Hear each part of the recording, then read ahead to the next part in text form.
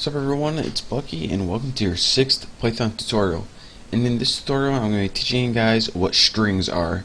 Now actually I've already used strings a bunch in my last couple tutorials, but now I'm going to actually tell you guys that they actually have a name, and I'm saying actually a lot, so get used to it. So whenever I did something like I typed out just like a bunch of characters like hey now, that's a string. And it gets its name because a string is a string of characters, just a bunch of characters in a row, or it can be even a single character, it can stand alone. Now as you can see, this one used double quotes, but you can also type them in single quotes, same thing, and it's still a string.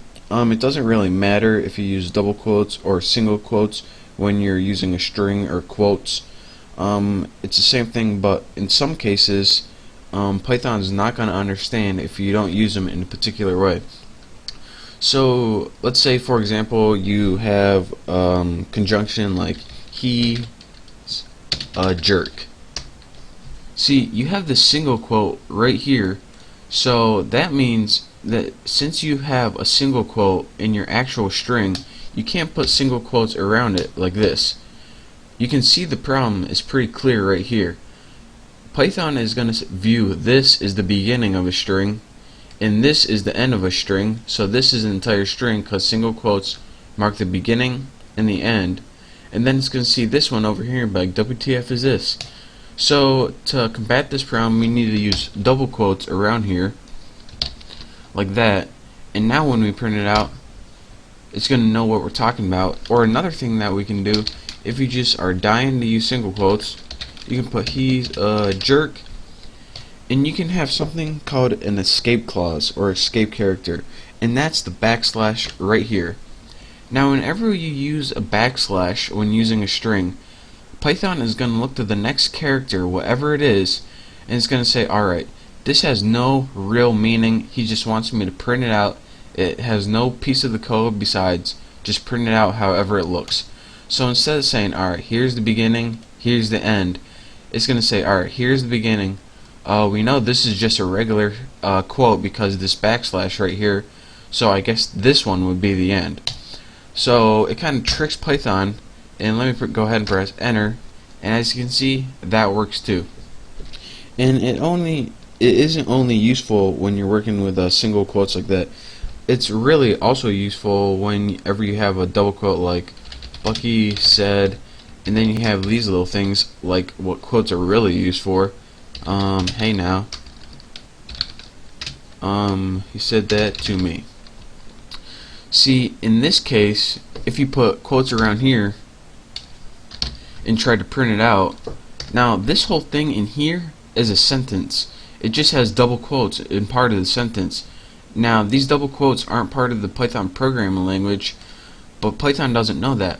What it's going to do is says, alright, this is a beginning and this is an end. Since those are double quotes, I'm just a computer, I can't understand, and this is a beginning and this is an end. But what we see is no, this is actually an entire sentence right here, and it just has quotes in it because that's part of the English language. So we need to tell Python to start acting right. So what we do is whenever we use double quotes as part of the English language, and not actually part of our program language, we need to tell Python to ignore those using escape characters just like that. Now Python will see this is the beginning, don't see anything here, don't see anything here, they're invisible to me, and this is the end. Perfect. Bam. A little too easy. And let me just show you guys what would happen, because I know you guys. Let's go fishing. Fizzing, same thing.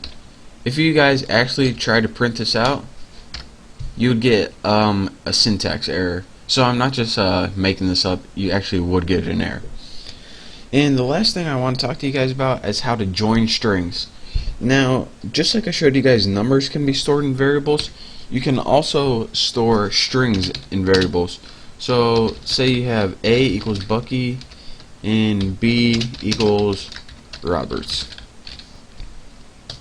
Anytime you want to join these strings, all you have to do is add a plus sign between them. A plus B, bam, look at that. Now that's all you would have to do, and then what Python does is add these two strings together in a one string of text. So again, you had A plus B, and you can't just put A, B like that, or A comma B. What you need to do to get your desired result is actually put A plus B. And that little plus sign, this is called concatenating a string. And concatenating a string means just adding it together.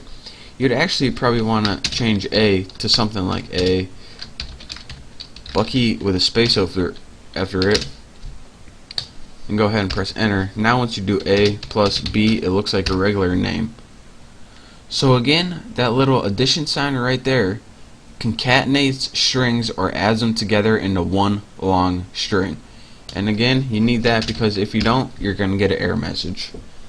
So that is pretty much the basics of strings. I know it's kind of boring, but I needed to tell you guys it, or else you'd be lost in the future. And that's how you concatenate strings or join them together.